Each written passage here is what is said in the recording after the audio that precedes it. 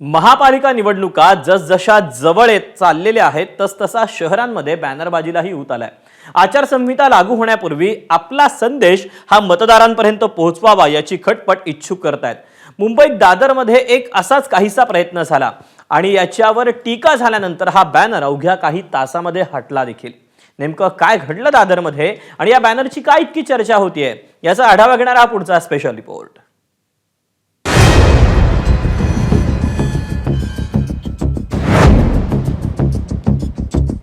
निवडणुकांच्या निमित्तानं मुंबईच्या दादरमधील सेना भवन परिसरात अनेक बॅनर झळकतायत। मात्र ज्यावरून राजकारण रंगलं तो हा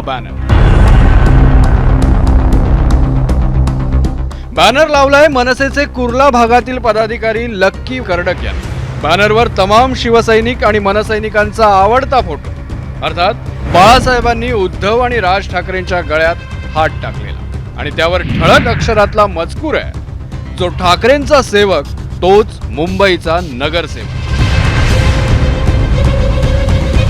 आता दोन्ही ठाकरेंबद्दल असलेल्या प्रेमापोटी हा बॅनर लावण्यात आला। मात्र बॅनर लावणाऱ्याने मतदार राजाला नोकर या शब्दासाठी समानार्थी असणाऱ्या सेवकाच्या पंक्तीत बसवलं। बॅनरची बातमी राज ठाकरेंपर्यंत पोहोचली आणि त्यांची देखील तळपायाची आग मस्तकात गेली। त्यांनी लागलीच मुंबई शहर उपाध्यक्ष यशवंत किल्लेदार यांना फोन करून बॅनर हटवण्याचे आदेश दिले।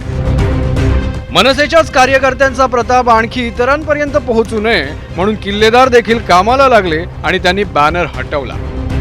घटनाक्रम तुम्ही पाहिलात ना, तुम्ही आता ती लाईन सांगितली, ती लाईनच मुळात आवडली नाही। त्या लाईनमधून चुकीचा मेसेज जातो, कळलं का? आणि केवळ एक उतावीळपणे स्वतःला प्रसिद्धी मिळावी म्हणून हे असे खटाटोप जे काही लोक करतात पक्षामध्ये, हे पक्षशिस्तीमध्ये बसत नाही। जर तुम्हाला काही अशा पद्धतीच्या काही गोष्टी करायच्या असेल त्याच्या ॲप्रुव्हल्स घ्यायचे असतात, वरिष्ठांना विचारून परवानग्या घेऊन पक्षशिस्तीत राहून काम करायचं असतं। जर पक्षशिस्तीत राहून काम नाही केलं तर त्याचे परिणाम हे असे होतात आणि त्या पक्षशिस्त भंग केला की मग हे अशा घटना घडतात। सध्या ठाकरेंची शिवसेना आणि मनसे अशा दोन्ही पक्षांच्या कार्यकर्त्यांकडून संयुक्त बॅनरबाजी केली जाते। मतदारांना सेवक बनवण्याचा कारनामा आपल्या कार्यकर्त्यानं केला नाहीये ना याची खातरजमा झाल्यानंतर किशोरी पेडणेकर प्रतिक्रियेसाठी माध्यमांसमोर आल्या। माझा शाखा प्रमुख त्याला मी विचारल्यानंतर तो म्हणाला, इथे आपलं कोणाचाही काही संबंध नाही, हा कोणीतरी खोडकळपणा केलेला आहे। आणि इलेक्शन पिरियडमध्ये एकदा पहिल्या आधी वॉर्ड डिक्लेअर होईपर्यंत फार हे असतात, म्हणजे वॉर्ड रचना होईपर्यंत, रचना झाली की मग आरक्षण येईपर्यंत, आणि आरक्षण आलं की मग हे सगळ्या गोष्टी अगदी ह्या इलेक्शनच्या काळामधल्या सर्व पक्षीय हे बट नॅचरल ज्या म्हणतात ना घटना आहेत, त्या घटना घडत असतात। शेवटी कुठलाही निर्णय हा पक्षप्रमुख देत असतो। बॅनरवरच्या मजकुरावर बोट ठेवत भाजपनं ठाकरेंसाठी लोकशाहीचा क्लास सुरू केला। संविधानामध्ये निवडून आलेल्या प्रतिनिधीला पब्लिक सर्वंट म्हटलं आहे, जनसेवक, आणि माननीय पंतप्रधान मोदीजींनी स्वतःला प्रधानसेवक म्हटलेलं आहे। ही लोकशाहीची खरी व्याख्या आहे।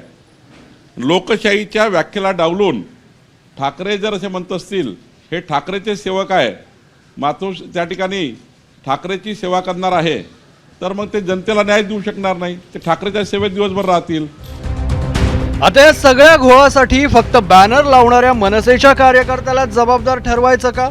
निवडणुकांची घोषणा झाली तरी उद्धव ठाकरे आणि राज ठाकरे यांना युतीच्या घोषणेसाठी मुहूर्त सापडत नाहीये। त्यामुळे निवडणुकीच्या आखाड्यात उतरण्यासाठी आतुर असलेल्या इच्छुकांची चांगलीच पंचायत झाली। आता बॅनरवरचा हा अतिउत्साहीपणा हा त्याचाच परिणाम आहे हे दोन्ही ठाकरेंना आता मान्य करावंच लागेल। अजय माने, एबीपी माझा, मुंबई। एबीपी माझा, उघडा डोळे बघा नीट।